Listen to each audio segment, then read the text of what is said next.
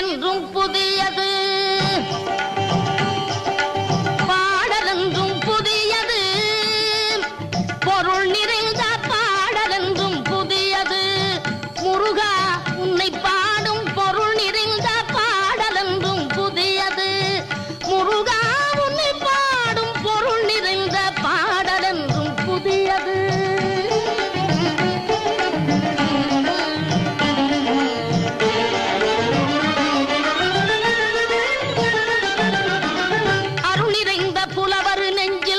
அமுதமென்னும் தமிழ் கொடுத்த பொருள் நிறைந்த பாடல் என்றும் புதியது.